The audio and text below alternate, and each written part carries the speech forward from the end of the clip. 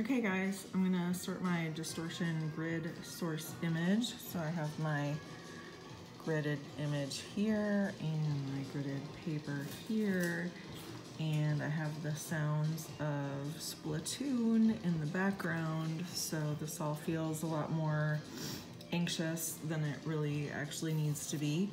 But what I think I'm gonna do today, and you guys have again drawn on hundreds of grids, so most of this should be pretty easy for you.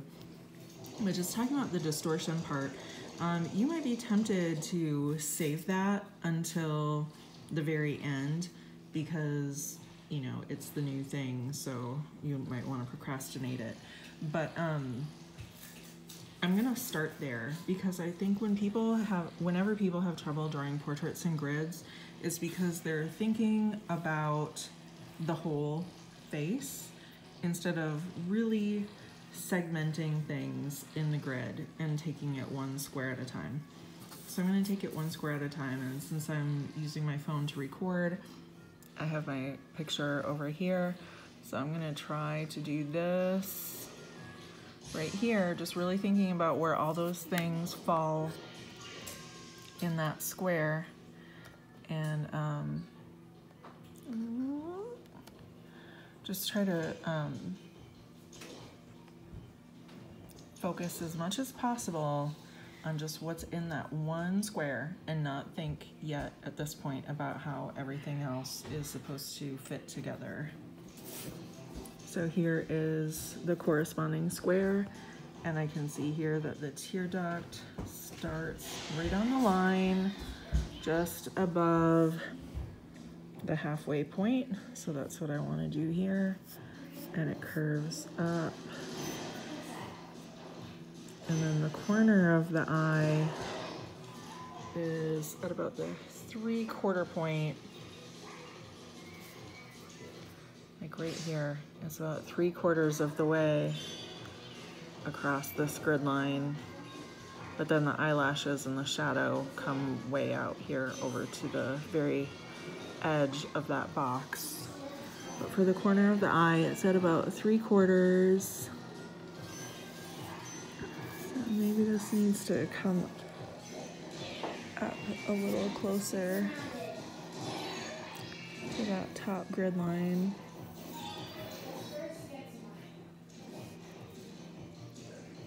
And then there's eyelashes and whatnot that come all the way out to the edge.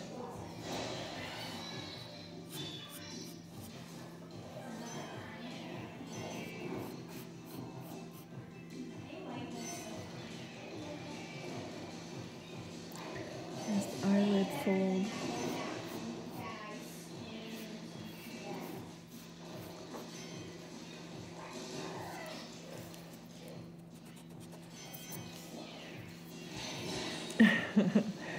I feel like I'm trying to beat the clock because of the Splatoon music.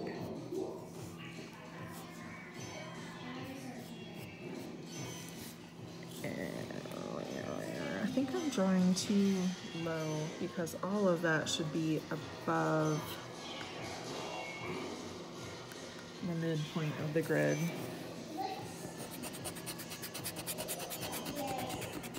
This is why I almost never draw in demonstrations at school, because I am constantly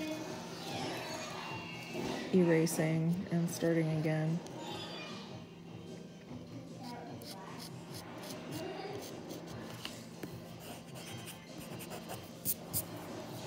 It's a process.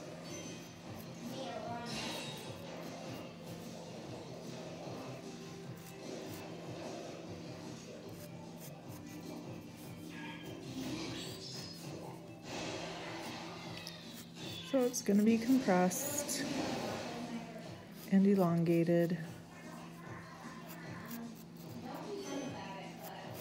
because of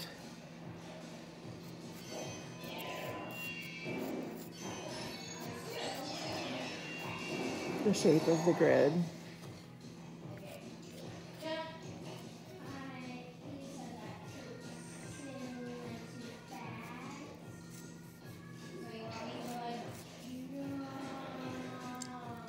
And then the challenge moving forward is just going to be to compartmentalize and little highlight there. Compartmentalize and draw everything else just kind of one square at a time, and not worry yet about how things are going to fit together. When you're done with all of your other squares, if you then find that you need to ease transitions, worry about that when that time comes.